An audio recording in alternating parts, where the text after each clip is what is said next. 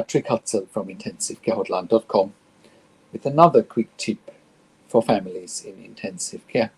So today's tip is more about what goes through a surviving ICU patient's mind when they come out of ICU. This is actually a client we worked with a while ago, would have been 2 years ago maybe, and the client was in ICU at the time with COVID, like many of our other clients during the COVID period.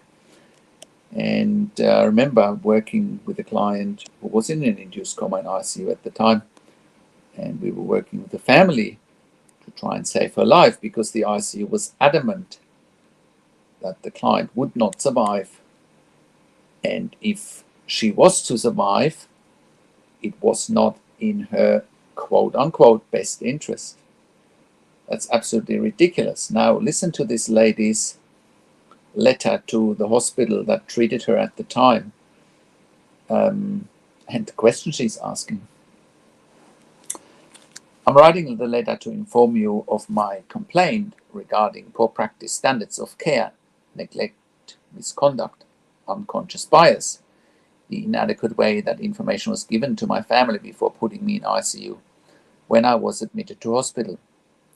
After going through a massive ordeal, brain fog, receiving physical therapy, medication, and lots of back-to-back appointments, it has only been now I'm able to write a letter of complaint. Again, this is probably after about 2 years after ICU discharge. Over the next few weeks, I will be sending a detailed account of what had happened to myself during my stay in hospital. This will lay out a full account of my ordeal and practices that took place regarding my care. The outcomes I will be looking for are full transparency, accountability, accurate diagnosis, what went wrong, acknowledgement of instances that could have been dealt with differently or better.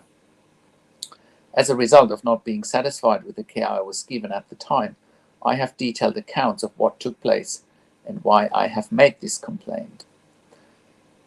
Now, the client gives the date. I'm not going to share the date. I was admitted to the hospital respiratory ward with shortness of breath, fever, and a cough. They did observations, took bloods, and could not diagnose my symptoms.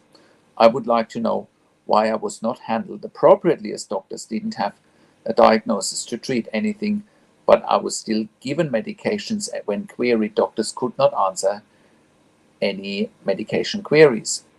When I asked the doctor on the ward I had pneumonia and sepsis, I was told no, but my records state that I had chest sepsis.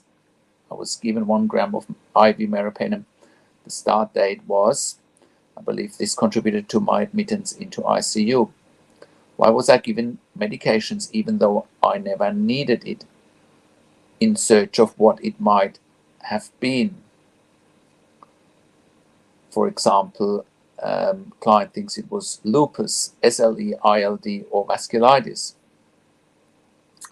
When I was in pain in the respiratory ward, I refused pain relief until the last moments, and my pain was not taken seriously.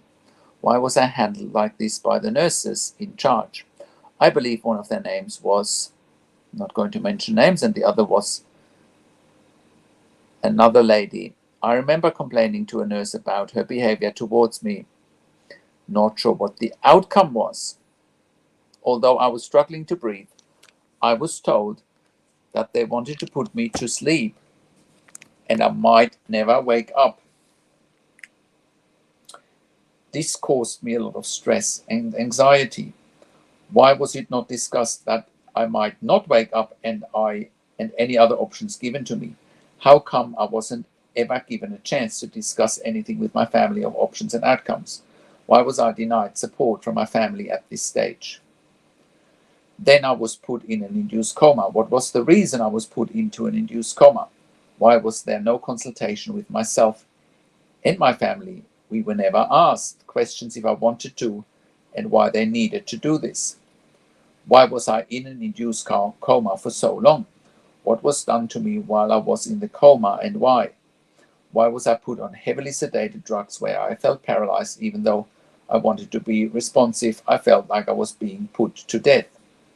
I was told by a respiratory nurse at my appointment that I had my nerves shut down. I was not consulted or any family members. I believe That's why my foot has been affected by this procedure, and being left in a coma, was it necessary?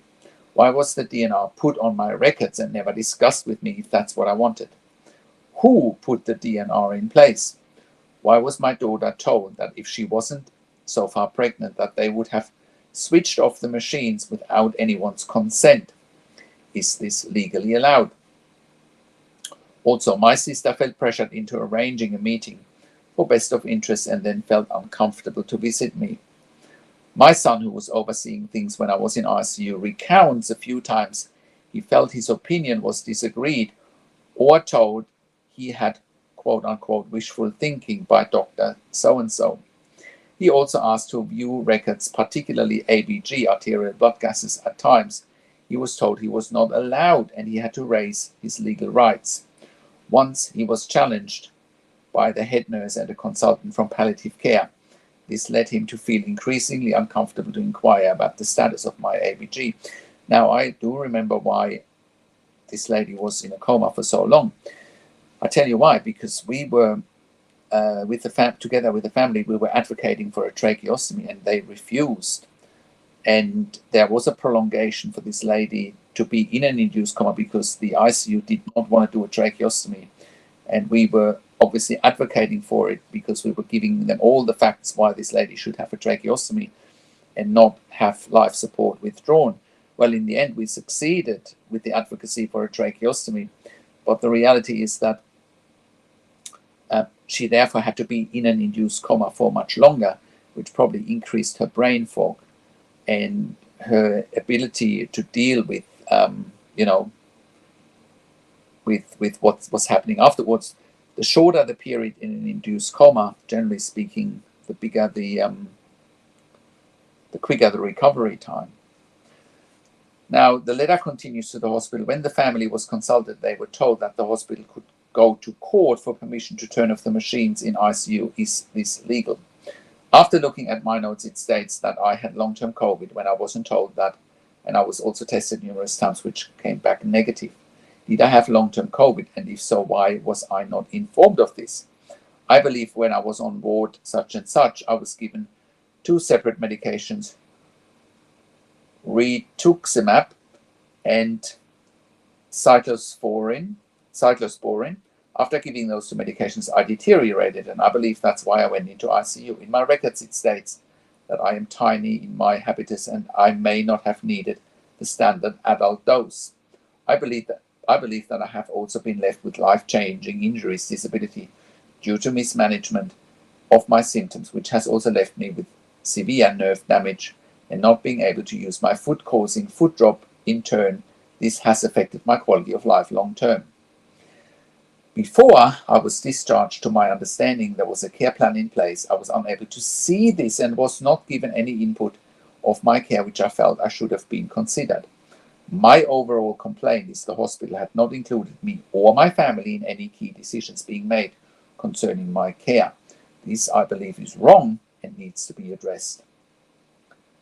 Here is a list of some of the doctors and staff I believe were involved in my care whilst in ICU and on board such and such. I'm not going to read out any names, of course.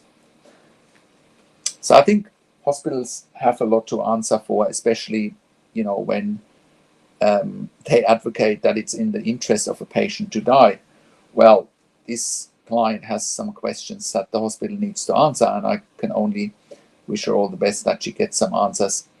I believe we can also get some answers by reviewing medical records, but in this instance, it's obviously very important to get it from the horse's mouth, so to speak.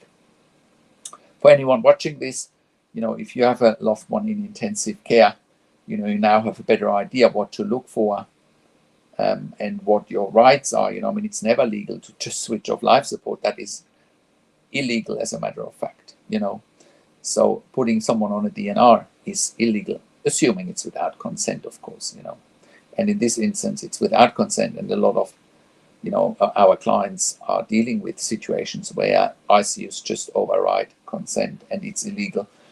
And we can turn these situations around for you, because if you have a loved one in intensive care and you don't want this to happen to you, go to intensivecarehotline.com, call us on one of the numbers on the top of our website, or simply send us an email to support@intensivecarehotline.com with your questions. Also have a look at our membership for families in intensive care. There you have access to me and my team 24 hours a day in a membership area and via email, and we answer all questions intensive care related.